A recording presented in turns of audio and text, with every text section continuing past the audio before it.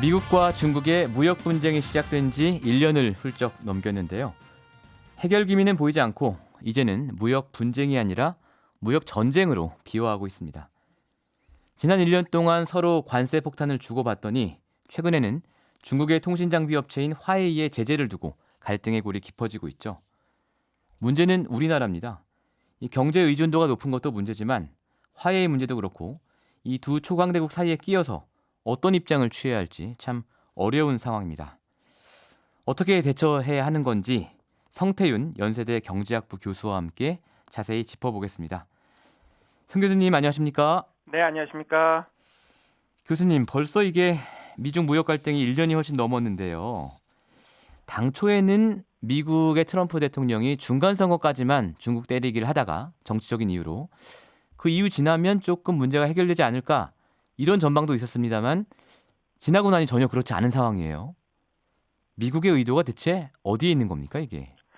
현재 나타나고 있는 이 미국과 중국의 갈등은 단순히 무역 수지 불균형만의 문제는 아니고요. 예. 첨단 기술을 중심으로 한 미국의 이해관계, 여기에 이제 중국의 이해관계가 부딪히고 있는 구조적 갈등으로 볼 수가 있겠습니다. 예. 특히 최근에 있었던 중국의 반도체 굴기나 제조업 2025 같은 논의들은 자체 첨단 산업 기술을 확보해서 기존의 미국과 같은 선진국의 산업 역량을 추월하겠다는 중국의 강력한 의지를 보여주고 있다고 볼 수 있는데요. 예. 그렇기 때문에 선진 기술을 가지고 있는 미국과 같은 입장에서는 이러한 중국의 도전이 위협이 될 뿐만 아니라 선진국의 기술 역량을 탈취 또는 압도하려는 이러한 시도로 인식을 하고 있다는 데서 출발하고 있겠습니다. 예. 그렇다면 미국이 단순하게 무역 적자 문제를 해결하는 것을 넘어서 중국이 이렇게 제조업 역량을 키우는 것 자체를 좀 가로막겠다. 이런 의도가 있는 걸로 봐도 되겠군요. 네, 그렇습니다. 예. 그렇다면 화웨이 문제도 그 연장선상에서 저희가 이해해 볼 수 있겠는데요. 미국이 유독 이 화웨이라는 기업을 타겟으로 삼은 이유는 어디에 있습니까? 이렇게 보시면 되겠습니다. 이 최근에 일어나고 있는 이 사안들의 게임의 룰은 양자 논의를 통해서 미국의 이해관계를 개별적으로 관철을 시키는데 예. 이에 따르지 않는 국가나 기업은 가능한 모든 수단으로 대응한다는 그런 원칙이 되겠습니다. 따라서 경제 분야에서 이를 적용할 최우선 상대 국가가 중국이 되고 있는 거고요. 그 중에서도 화웨이 같은 기업이 주 대상이 되고 있습니다. 이런 이유는 트럼프의 통상 정책을 주도하고 있는 분들의 생각을 통해서 우리가 알 수 있는데요. 예를 들어서 이제 피터 나바로 같은 사람은 예전에 UC 어바인의 경제학 교수를 하던 시절에 예. 향후에 미국이 해결할 최우선 과제가 중국 문제다 이렇게 이야기를 하고 있습니다. 그래서 음. 2006년도에 보면 다가오는 중국과의 전쟁이라는 저술에서 에너지, 예. 자연자원, 지식지상권 이런 문제에서 중국이 국제 갈등을 빚을 것이다라고 다뤘고요. 또 예. 2011년에는 중국에 의한 죽음 이런 책을 통해서 환율 조작과 무역 정책으로 중국의 공산당이 미국의 위협이 된다고 주장을 한 바 있습니다. 이런 예. 관점에서 본다면 결국은 화웨이 같은 기업들이 미국 안보에 위협이 된다는 입장으로 볼 수가 있겠습니다. 과거에도 미국 하원 정보위원회에서 네. 조사 보고서를 통해서 화웨이가 미국 국가 안보에 위협이 된다라고 간주를 하고 있고요. 결국은 이제 중국 정부와 공산당의 지시에 따라서 미국의 지식재산권을 침해하고 미국의 적성적인 성격을 가진 국가들하고 수상한 거래를 하고 있는 기업이라는 의심을 하고 있는 상황입니다. 음. 그리고 이런 기업이 중국 정부나 공산당으로부터 통제를 받고 있는 상황이어서 예. 여기에 강력히 대응해야 된다는 입장을 취하고 있기 때문에 중국 그중에서도 화웨이 같은 기업들이 주 타겟이 되고 있다 이렇게 볼 수 있겠습니다. 예. 그래서 지금 말씀하신 것처럼 동맹국들한테 반화웨이 연대에 동참을 요구하고 있고 우리나라에도 뭐 직접적으로는 아니지만 간접적으로 그런 메시지를 보냈습니다. 그런데 이 상황에서 중국 정부는 또 삼성전자와 SK 하이닉스 관계자를 불러서 뭐 경고와 회유의 메시지를 전달했다는 보도가 지난주에 뉴욕타임즈에서 나오지 않았습니까? 우리나라 기업들은 대체 어떻게 해야 되는 겁니까, 이거?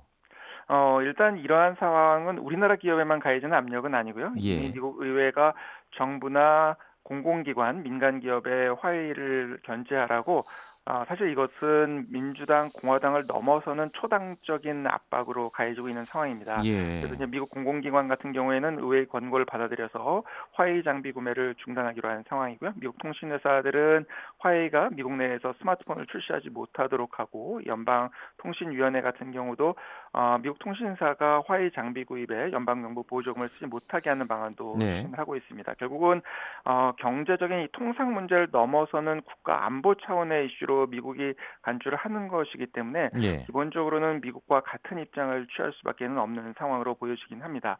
다만 이 음. 중국의 반발이 있기 때문에 예. 이미 민간에서 이미 사용하고 있는 부분에 대한 철폐를 강제하기는 어려울 것으로 생각되고요. 또 그렇다는 입장을 보일 수밖에 없다고 생각됩니다. 따라서 안보 위협의 증거가 화해에 대해서 구체적으로 나오게 되면 우리가 음. 더 이상 사용하지는 않겠지만 일단 현재는 민간 부분이어서 우리가 제재하기는 어렵다라는 입장을 취할 수 있을 것으로 생각되고요. 예. 다만 추가적인 구매나 사용 확대되는 부분에 대해서는 자제를 유도하는 것이 필요할 것으로 생각이 됩니다. 아. 그 안보 위협의 직접적인 증거라는 게 나올 수 있는 겁니까, 이게? 실제로 미국이 어느 정도의 강도로 화해에 예. 대해서 압박을 가하는지랑 관련이 있다고 생각되고요. 실제로 그러한 구체적인 증거를 내면서 음. 우리에게 요구를 한다라고 하면 그 상황에서는 피하기가 좀 어렵지 않을까 이렇게 생각이 드는 상황입니다. 그렇군요. 사실 우리 청와대에서는 지난주 금요일에 윤종원 경제수석이 기자간담회에서 관련 질문을 받았었는데 이렇게 답변을 하지 않았습니까? 사실 기업이 자율적으로 결정해야 될 부분이 있고 또 정부로서는 국가통신보안과 관련된 문제에 있어서는 철저하게 관리를 해나갈 필요가 있다고 생각한다. 이렇게 답변을 했는데요. 그러니까 이게 약간 미묘한 답변인데요. 한편으로는 국가 보안과 관련된 문제이기 때문에 관리해 나갈 필요가 있지만 기업이 결국은 결정할 문제 아니냐. 이 정도 대응인 것 같거든요. 근데 약간 여기에 대해서 일부 언론에서는 좀 안일한 대응 아니냐 이런 비판도 좀 나오고 있는 상황입니다. 어떻게 보십니까? 현재 정부에서 취할 수 있는 명시적인 언급으로는 그 정도가 가능하다고 생각이 되고요. 다만 적절하다고 이제 보시는군요, 일단. 네네 그렇습니다. 예. 다만 이제 내부적으로는 이에 대해서 정부 관계자가 이야기할 수는 없겠지만 추가적인 구매나 사용 확대 부분에 대해서는 자제를 유도할 수밖에는 없다고 보여집니다. 그렇군요. 이게 뭐 일본이나 호주 같은 나라는 적극적으로 이제 반화해 전선에 동참하고 있다는 보도들이 나오고 있기 때문에 우리나라가 이렇게 약간 뭐랄까 좀 뜨뜻미지근한 자세를 취해도 되는 건가 이런 걱정들이 좀 있습니다. 그런데 이제 교수님께서는 이 정도 입장이 적절하다. 일단은 이렇게 보고 계시는 거군요. 네 그렇습니다. 예, 알겠습니다. 이게 화해 문제뿐만이 문제가 아니고요. 이 미중 간의 무역 전쟁이 세계 경제에 직접적인 영향을 주고 있는 상황 아닙니까? 그런데 우리나라는 워낙 대외 의존도가 높기 때문에 그 영향을 직접적으로 받을 수밖에 없는 상황이고요. 우리나라는 지금 어느 정도로 영향을 받을까요? 얼마나 걱정을 해야 되는 상황입니까, 지금? 실제로 가장 걱정되는 부분은 이미 올해 1분기 경제 성장률이 전분기 대비 마이너스 성장을 보이는 등 한국 경제의 상황에 대한 경고등이 상당히 켜진 상태입니다. 예. 여기에 미국과 중국의 무역 갈등, 이에 따른 특히 중국의 성장 둔화 문제, 여기 그리고 이어서 연결되는 우리 경제의 어려움으로 파급 효과가 상당히 우려되고 있는 상황이고요. 예. 최근에는 이 원화 가치까지 떨어지고 있기 때문에 외환 금융시장의 불안으로까지 확산되고 있는 상황입니다. 특히 중국은 우리나라의 최대 수출 시장이라고 볼 수 있겠습니다. 우리나라 수출의 한 4분의 1 정도가 예. 중국을 향해 가고요. 예. 홍콩까지 포함한다면 거의 30% 이상으로 아, 보통 보고 예, 있습니다. 따라서 절대적이군요. 예. 네, 그렇습니다. 따라서 큰 영향을 받을 수밖에 없고요. 특히 예. 이 대중 수출품 가운데 반도체를 비롯해서 중간재 비중이 거의 한 80%에 달하는 것을 우리는 추정을 하고 예. 있기 예. 때문에 예. 중국의 대미 수출 감소는 우리의 대중 수출 감소와 바로 음. 연결되는 구조입니다. 따라서 예. 예. 한국 경제가 직접적인 영향을 받을 수밖에 없는 상황이어서 상당히 우려가 되고 있는 것 역시 사실입니다. 예. 그럼 우리나라의 올해 이제 1분기 수출이 좀 떨어지고 뭐 최근에는 그 경상수지 적자 얘기도 나왔습니다만 이런 상황들이 앞으로도 좀 지속될 거라고 보고 우리 청취자분들도 마음의 준비를 좀 하셔야 되는 건가요, 지금? 예, 그렇다고 볼 수 있겠습니다. 왜냐하면 최근에 우리나라 수출 감소는 크게 세 가지 요인이 겹쳐 있는 것으로 판단됩니다. 첫 예. 번째는 반도체 경기가 악화되어 있고요. 특히 반도체의 단위 가격들이 많이 떨어져 있는 상황입니다. 그러면 두 번째는 노동 비용이 급증한 상황이 있어서 네. 기업의 국제 경쟁력이 실제로는 반도체 이외의 산업들도 상당히 약화된 음. 상황이고요. 여기에 지금 말씀하신 것처럼 미국과 중국의 통상 갈등에 의한 예. 대외 경제 환경이 상당히 악화되면서 이 세 가지가 겹치면서 타격을 주고 있는 것으로 보입니다. 예. 따라서 일단 이를 해결하기 위해서는 장기적으로 반도체에 집중된 산업 구조를 개편하는 논의가 필요한데 이거는 상당히 좀 장기적으로 될 수 있는 부분이고요. 노동 비용이 급격히 상승하면서 국제 경쟁력이 약화된 부분 역시 정책 수정이 일단 이루어져야만 되는 부분이기 때문에 시간이 걸릴 것으로 보이고 예. 또 대외 통상 환경의 악화는 지금 말씀드린 것처럼 우리가 하기는 조금 어려운 상황이고 특히 미국의 입장에서는 이것을 안보 문제로 간주하고 있기 때문에 예. 실제로 상당히 어려운 상황이 지속이 될 가능성이 있다고 볼 수 있겠습니다. 예. 그럼 교수님께서는 우리가 지금 당장 할 수 있는 일은 이 노동 정책에 대한 조정 정도밖에 없다라고 보시는 거군요. 일단은 노동 정책에 대한 조정이 가능하다고 보여지고요. 그래서 이제 기업들이 노동 비용이 급증한 부분을 일단 수정을 해주는 부분이 필요하고, 그다음에 정부가 또 적극적으로 경기를 살리기 위해서 할 수 있는 정책 부분도 있다고 생각이 됩니다. 예를 들면 이제 추가 경정 예산 같은 예, 부분이 되겠는데요. 추경이요. 예. 네네, 이런 부분들은 조속히 집행을 해서 경기 상황을 좀 개선하는 데 도움이 되도록 해야 될 것 같고, 이제 또 하나 더 할 수 있는 게 통화 정책이 있긴 합니다. 이제 금리를 예. 추가적으로 인하하는 부분이 될 것 같은데요. 이제 지금 이 부분은 조금 사용하기가 약간 최근에는 어려운 부분이 있습니다. 왜냐하면 원화 가치가 상당히 좀 불안정한 모습을 보이고 있기 때문에 외환 예. 시장을 중심으로 예. 다만 이제 외환 시장이 조금 안정된다면 사용할 수 있는 부분이 되겠습니다. 예. 지금 너무 이제 비관적인 말씀만 해주셔서 저희 청취자분들이 조금 우울하실 것 같은데 혹시 이런 미중 무역 갈등 혹은 뭐 좁게 보면 이제 화해 문제 같은 경우만 보더라도 이제 우리 기업들에게 기회가 될 수 있는 측면은 없습니까? 그런 부분도 있긴 합니다. 예를 들면 이제 글로벌 경쟁 속에서 특히 화웨이하고 경쟁하고 있는 삼성전자 같은 경우는 현재의 상황을 잘 활용한다면 일정 예. 부분 긍정적인 측면도 있을 것으로 생각을 하긴 합니다. 이제 특히 이제 기술 패권과 관련된 부분에서 중국의 위협을 느끼던 것은 비단 미국만은 아니고요. 우리 입장에서도 그런 부분이 있었습니다. 그래서 일부 시간을 좀 버는 음. 부분도 있다고 생각이 듭니다. 근데 이제 아마도 가장 큰 혜택을 보는 것으로 생각할 수 있는 거는 사실 예. 우리보다는 이제 베트남 같은 경제가 될 것 같습니다.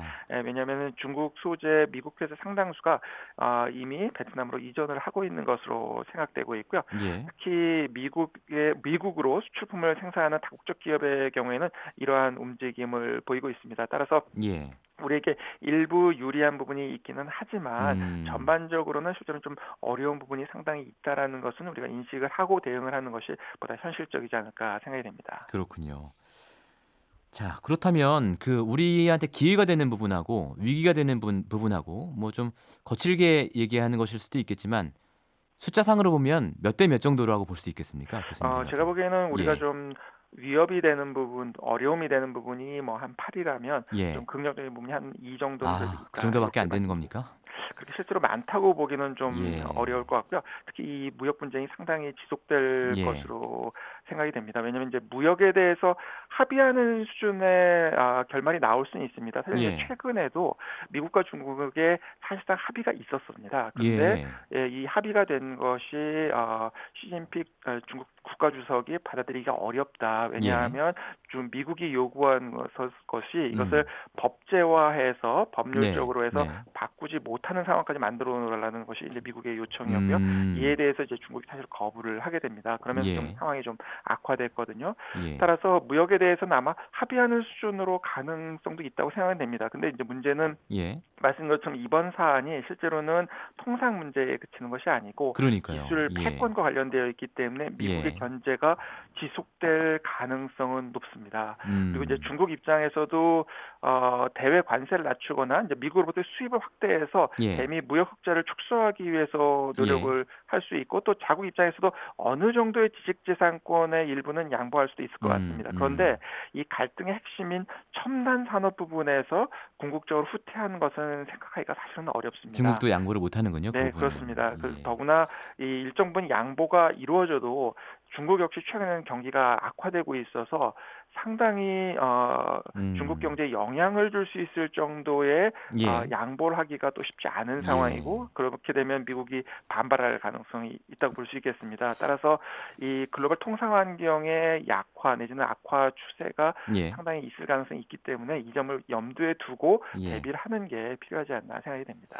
말씀 들어보니까 이게 상당 기간 해결하기 어려울 것으로 보이는데 그래도 마지막으로 짧게 대략 언제쯤 이게 끝날까요?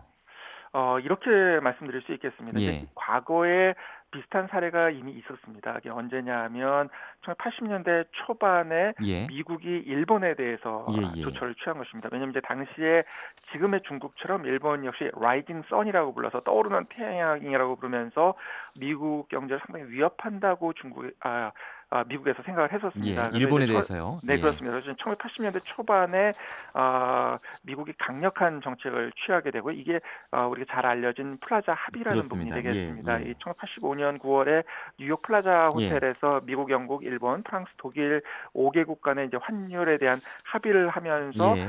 미국이 큰 폭의 경상수지 적자에 시달리고 있던 부분을 해결을 하게 됩니다. 그 대신에 일본의 입장에서는 우리가 잘 알고 있는 잃어버린 20년의 사실상 시작으로 예. 생각을 합니다. 그러니까 결국은 일본이 상당히 그 이후에 어려움을 겪게 되거든요. 그렇죠. 그럼 그 다만 이제 정도까지 갈 때까지 미국이 몰아붙일 거다 이렇게 보시는 거군요.